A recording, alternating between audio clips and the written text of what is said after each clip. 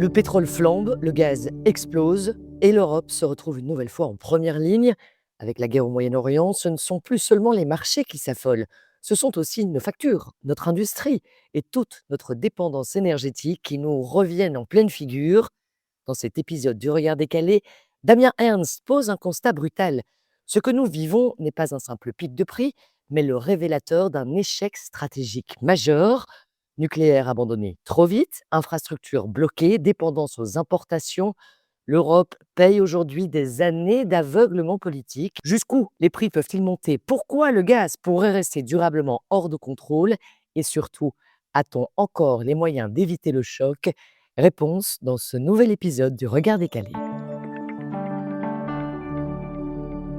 Bonjour Damien Ernst. Bonjour. Eh bien, je suis ravie de pouvoir t'avoir dans ce podcast, histoire qu'on puisse discuter un peu énergie, puisque c'est quand même ta spécialité.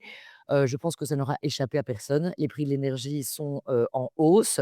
Hier, le Brent de baril de pétrole a atteint 119 $ et je suppose que ce conflit au Moyen-Orient ne va pas s'apaiser ou en tout cas simplifier rapidement la tarification de l'énergie, en tout cas pour l'Europe et la Belgique. Non, donc on est quand même sur, un conflit au Moyen-Orient de très grande ampleur, en tout cas en ce qui concerne ces perturbations sur le marché de l'énergie.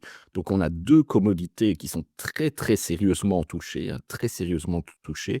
Le gaz naturel liquéfié. Il faut savoir en fait que 20 du gaz naturel liquéfié, sort en fait du détroit d'Ormuz et que maintenant les volumes sont tombés à 0, donc ça fait une imbalance de 20 sur, les marchés.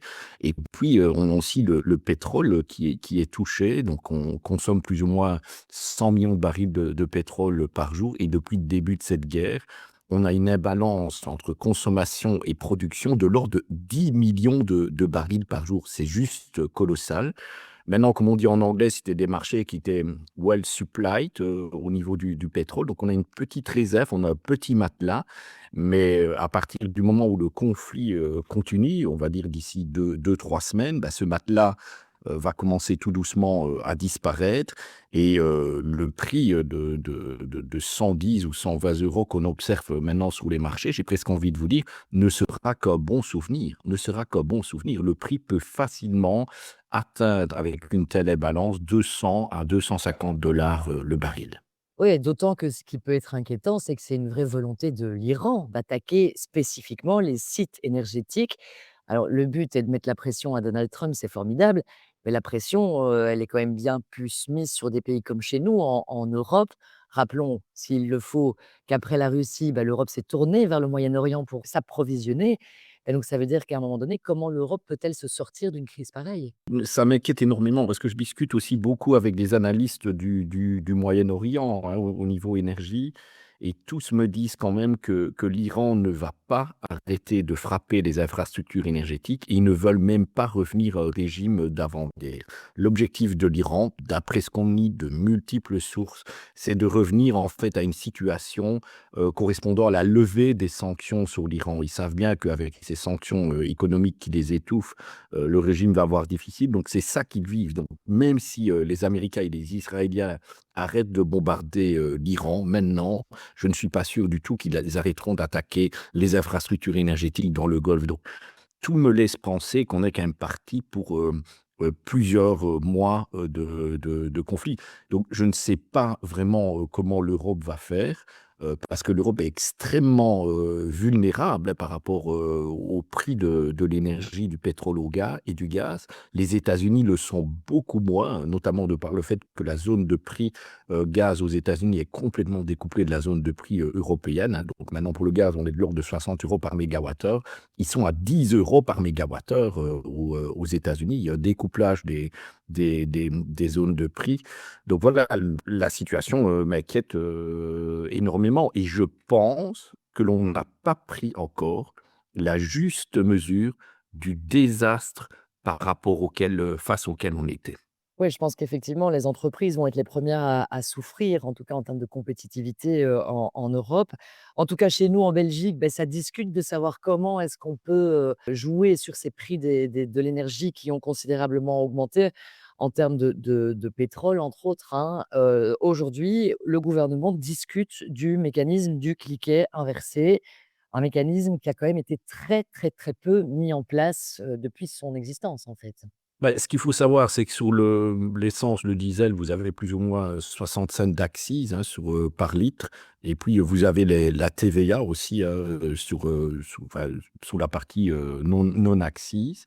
Bah, quand vous avez un doublement en fait du prix du pétrole, vous avez plus ou moins un doublement du prix de la commodité essence diesel, et donc un doublement des recettes de TVA. Donc voilà, on peut quand même se demander si l'État ne devrait pas diminuer peut-être un peu les accises en fait sur l'essence et le diesel pour compenser en fait, il ne compensera rien, mais en tout cas pour ne pas augmenter ses recettes sur le dos des citoyens lorsque l'on est face à une crise énergétique que l'on connaît à l'heure actuelle. Cela me semblerait être en tout cas une bonne stratégie, même si le citoyen et les entreprises ne seront pas épargnés. La flambée des barils, du baril de pétrole qui s'annonce ne permettra même pas, même si on diminuait les accises à zéro, de compenser cette augmentation du prix de la commodité. Donc on est face à une situation très inquiétante et je pense que l'État doit quand même prendre un peu des mesures pour amortir le choc. Mais face à l'ampleur en fait du choc qui se présente, bah, les mesures ne seront que insuffisantes. L'État ne pourra pas compenser, c'est impossible. C'est ça, si on découpe le prix de l'énergie, 35 c'est le prix réel de l'énergie, 15 c'est la marge des distributeurs et puis on a effectivement les 50 restants qui sont accises et TVA et qui reviennent, à l'État et Attention, vos 35, c'est avec un prix du baril du pétrole peut-être de 60-70, hein, mais si le prix du baril double, la part énergie devient beaucoup, beaucoup plus grande, hein. Et donc c'est là qu'est notre problème. Donc ce n'est pas une répartition en pourcentage qui est constante, elle dépend du prix de la commodité du pétrole. et là, bah, on entend évidemment déjà, beaucoup de voix, s'élever. Ils parviennent pas à se mettre d'accord sur la manière dont on pourrait intervenir sur ces prix de l'énergie.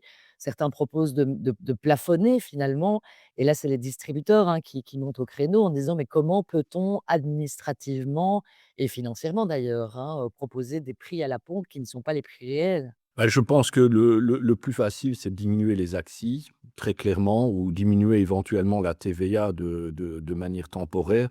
Bon, il faut voir ce que le législateur peut faire, mais j'aimerais bien quand même souligner un point, hein. Si les prix du pétrole, en fait, augmentent, c'est parce qu'il y a un manque maintenant de pétrole, par rapport, à notre consommation de pétrole. Donc si à un moment donné, en fait, vous continuez à plafonner les prix de l'essence et du pétrole, bah, vous allez avoir cette imbalance entre production et consommation qui va continuer à se créer et à un moment donné, vous allez avoir une carence. Donc quand les prix du pétrole, augmentent, bah, l'augmentation, en fait, c'est une manière de dire, à la demande, «Je veux moins de demande» parce qu'on ne sait pas suivre au niveau de l'approvisionnement. Ce sont des règles un peu de base de microéconomie.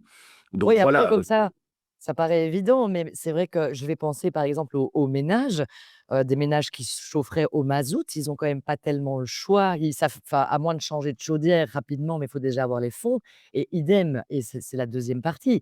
Le prix du gaz a lui aussi explosé hier, plus de 30. La plupart des habitations chez nous en Belgique sont équipées au gaz.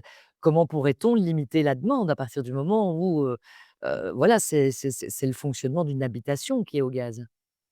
oui, vous avez raison, la situation est très inquiétante et elle m'inquiète plus pour le gaz que pour, le pétrole. Parce que maintenant, on n'est plus du tout dans la période de chauffe, on arrive, aux alentours de fin mars. La consommation, en fait, de gaz et de mazout pour se chauffer, en fait, elle diminue fortement, hein, entre fin mars et on va dire, début octobre, mi-octobre. Bon, elle est extrêmement faible. Donc, les gens, même avec un prix du mazout élevé maintenant, ne seront pas pénalisés pour leur chauffage, hein, pour leur chauffage. Et si on a une résolution rapide du conflit, le prix du mazout va rechuter, très rapidement. Par contre, et ça c'est super inquiétant pour les gens, même si on a une résolution rapide du conflit, le prix du gaz ne va pas chuter rapidement. Il ne va pas redescendre à un prix qu'on avait connu en décembre, janvier de 30-35 € par mégawattheure. Pourquoi? parce que les installations de gaz liquéfié du Qatar, qui représentent 20% du volume de gaz liquéfié au monde, ont été touchées. Et certaines installations, il faudra 3 à 5 ans pour les réparer. Donc cette imbalance, en fait, au niveau du marché du gaz, va se manifester encore pendant, l'hiver 2026-2027. Donc les gens qui ont du gaz paieront cher pour leur gaz encore, cet hiver. Et ces personnes-là peuvent déjà, en fait, considérer que ce conflit au Moyen-Orient aura un impact très significatif sur leur facture de gaz pour l'hiver prochain.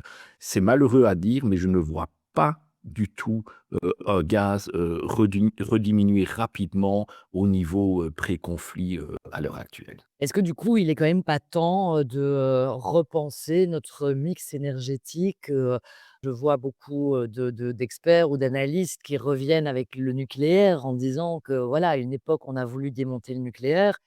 En maintenant le nucléaire, on pourrait produire nous-mêmes notre propre énergie et donc ne plus être soumis à ce type de difficultés quand il y a des conflits. Est-ce que c'est envisageable qu'on repense ce mix énergétique pour, finalement devenir un peu plus autonome? Bah, pour construire un projet nucléaire, hein, il faut entre 10 et 20 ans. Voilà. Je ne le vois pas, je ne crois pas qu'on peut le construire, plus rapidement, ici en Belgique. Les Chinois arrivent plus rapidement, mais on n'est pas la Chine. On sait bien que pour construire, déjà une petite usine ou n'importe quoi, il y a tout problème de permitting aussi qui ralentit énormément, les choses. Donc la seule chose qu'on peut faire encore en Belgique très rapidement au niveau nucléaire, c'est prolonger Tihange 1. Voilà, c'est la seule unité, sur laquelle on peut jouer. Et j'ai envie de dire à moins de 10 ans, d'où l'un, d'où le 2, je n'y crois pas. Donc il reste juste ça. Donc ce dossier-là, on doit le réussir, ça c'est clair. Mais réussir ce dossier-là ne va pas régler, tous nos problèmes, hein. Tihange 1, on parle d'une production énergétique de maximum 8 TWh par an. Notre consommation d'énergie finale en Belgique, elle tourne plus ou moins autour de 400 TWh l'an. Donc vous voyez, 8 TWh versus 400 TWh. Donc augmenter la part de nucléaire avant 10 ans, 10 à 20 ans en Belgique, ben, on ne sait juste pas le faire techniquement. Donc voilà, le problème, c'est qu'on a commis en fait une erreur sur le nucléaire déjà il y a plus de 20 ans dans toute l'Europe. Je ne sais pas à quoi ils avaient réfléchi en termes d'énergie policy. Moi, j'ai toujours dénoncé le fait que c'était une folie. Maintenant, Madame von der Leyen s'est rendue compte que c'est une folie. C'est bien, on s'est rendu compte, le diagnostic est là, mais maintenant, il faut travailler. La planification énergétique, c'est quelque chose qui se joue sur plusieurs décennies, bien malheureusement. Oui, mais donc ça veut dire qu'en fait, il faudrait plus traîner pour se dire: «Maintenant on y va, on doit être». Ah oui, oui, oui, maintenant il faut plus terrer et je pense aussi qu'il faut commencer aussi à se dire, ben voilà, avant 20-30 ans, on aura toujours besoin de fossiles, en Europe. C'est illusoire de penser, l'inverse. Il faudrait peut-être aussi, développer des ressources, nos ressources fossiles en Europe pour ne plus dépendre de l'étranger. Je ne sais pas si vous imaginez, mais en 2022, on a eu un gros, gros problème avec la Russie, énorme problème, avec une crise du gaz extrêmement violente, en fait, qui a détruit une partie du tissu manufacturier européen, qui a paupérisé une partie de la population, très clairement paupérisé. Et 4 ans après, on se reprend une nouvelle crise énergétique. Et le mode commun de ces crises énergétiques, c'est qu'on dépendait trop de l'étranger pour nos combustibles fossiles. Donc, à un moment donné, il faut venir avec un diagnostic qui est clair et se dire, oui, peut-être qu'on n'aime pas les énergies fossiles, mais on en a besoin. Et je pense que c'est mieux quand on en a besoin de les développer en Europe que plutôt de les importer avec toutes les conséquences géopolitiques que cela importe. Ouais, c'est vrai qu'en 2022, moi, je me souviens très bien d'Ursula von der Leyen parler, d'autonomie et d'indépendance de l'Europe face à ses besoins énergétiques et en fait, j'ai l'impression que 4 ans après, on a juste déplacé le problème au Moyen-Orient, en fait. Oui, plus ou moins Moyen-Orient. En fait, on a surtout importé beaucoup plus de gaz des États-Unis et il y a eu un jeu de chaises musicales qui s'est créé. Le Moyen-Orient, maintenant, exporte quand même la majorité de son gaz, naturel liquéfié vers l'Asie. Mais ce qu'on remarque maintenant, comme les prix augmentent énormément en Asie, bah, ce sont des méthaniers qui étaient à destination de l'Europe, qui repartent maintenant en Asie. Donc on a très rapidement un jeu de chaises musicales comme ça qui se crée au niveau énergétique. Mais oui, effectivement, en 2022, on commençait déjà à parler en autonomie stratégique, mais je les trouve personnellement beaucoup, beaucoup, beaucoup trop lents. En Oui, tout parce cas que au niveau énergétique. qu'est-ce qui a été fait concrètement depuis 2022 pour qu'on soit autonome en énergie? Rien. Je peux vous dire rien. Je n'ai C'est vu de la pas vu de lenteur. changement avant 2022 qu'après 2022.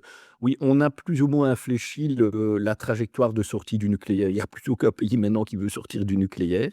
Ça c'est clair que ça a changé et on voit une renaissance un peu très lente, hein. Ça reste, très embryonnaire du nucléaire. Très, très embryonnaire, oui, oui. Mais voilà, donc il y a quand même un certain espoir à ce niveau-là, mais il faut y aller plus vite. On le sait aussi qu'au niveau européen, on est paralysé, en fait, par des couches, administratives. C'est un choix que l'Europe a fait de les mettre. Il faut aller beaucoup plus vite, là-dessus.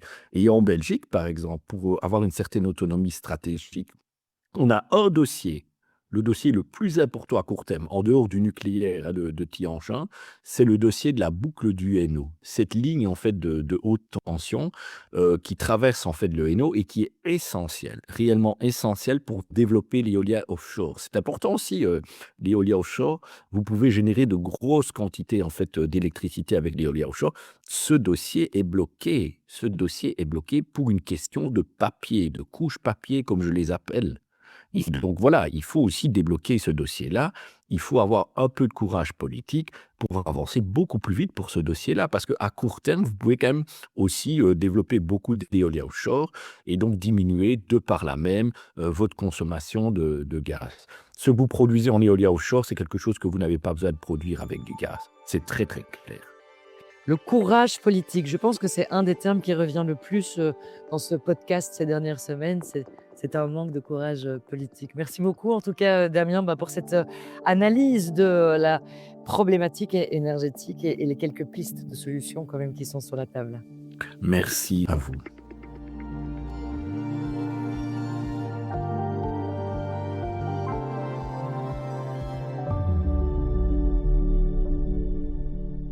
C'est tout pour l'instant. À partir de février, nos podcasts quotidiens changent de canal. Le journal des marchés rejoint Trends Bourse et nos podcasts de décryptage sont désormais disponibles sur Trends Tendance. Abonnez-vous sans plus tarder à ces deux cadeaux. À très bientôt.